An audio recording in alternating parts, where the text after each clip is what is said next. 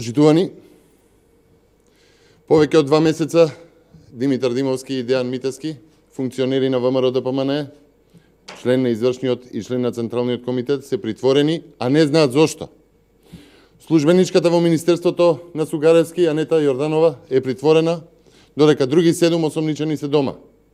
Бараме одговор, дали е точно дека решенијата за оние кои што се во притвор и за оние кои што се дома се 100% исти, освен во мерката притвор за тројца, а за останатите се е определена поблага мерка според законот за кривична постапка.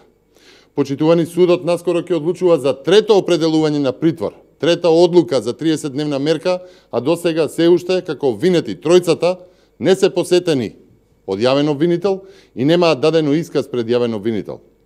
Луѓето се уште официјално не знаат зошто се притворени.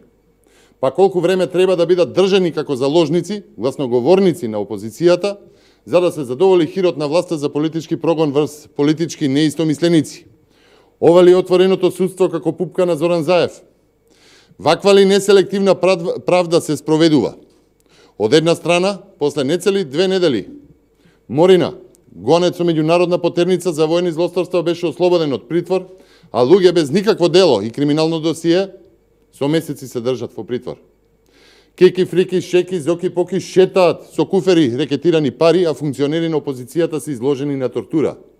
Спротивно на Конвенцијата за човекови права, се уште судот не дава наредба да му се укаже побараната медицинска помош на Димитар Димовски. Да подсетиме, судот цела недела не дава наредба за тој да се спроведе до лекар невролог. Ова влегува во делот на тортура вршена од страна на судот. За споредба, Боки Тредичи, миленикот, пуленот на власта, посредникот на рушветот на државната мафија, веднаш беше развозуван низ скопските клиники. Почитувани, притворот не е казна, туку мерка осомничените да не ја осуетат постапката, која во овој случај е целосно непотребна и неаргументирана. Судот мора да се одважи и да почне да одлучува врз основа на закони и докази.